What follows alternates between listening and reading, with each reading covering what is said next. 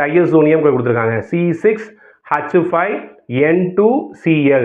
இது எதோ ரியாக்ட் ஆக போகுது அப்படின்னா CuCl ரியாக்ட் ஆக போகுது. ரைட், இது வந்து பார்த்தீங்கன்னா சாண்ட்மேயர் ரியாக்ஷன் நம்ம பார்த்துருப்போம்.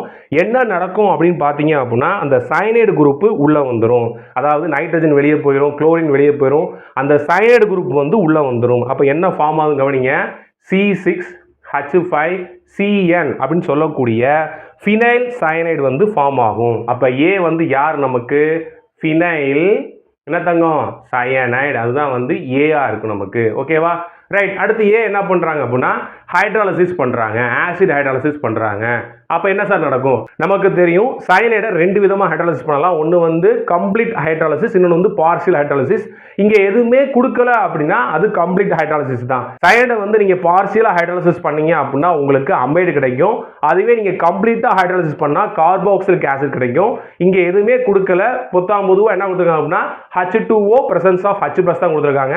அப்போ இது கம்ப்ளீட் ஹைட்ராலிசிஸ் தான். அப்போ உங்களுக்கு என்ன கிடைக்கும் அப்படின்னா அந்த சயனைடு குரூப் கார்பாக்சில் குரூப்பாக மாறிடும், பென்சோயிக் ஆசிட் கிடைக்கும். அப்போ உங்களுக்கு கிடைச்ச பி உடைய நேம் வந்து என்ன தங்க, உங்களுக்கு பென்சோயிக் ஆசிட். எழுதிக்கங்க, பென்சோயிக் ஆசிட். சரியா? ரைட், அடுத்து என்ன இருக்கு நமக்கு, சிக்கு என்ன பண்றாங்க, this is reaction with ammonia. நல்லா தெரிஞ்சுக்கங்க, அமோனியா ஒரு பேஸ், அது ஒரு கார்பாக்சிலிக் ஆசிட்.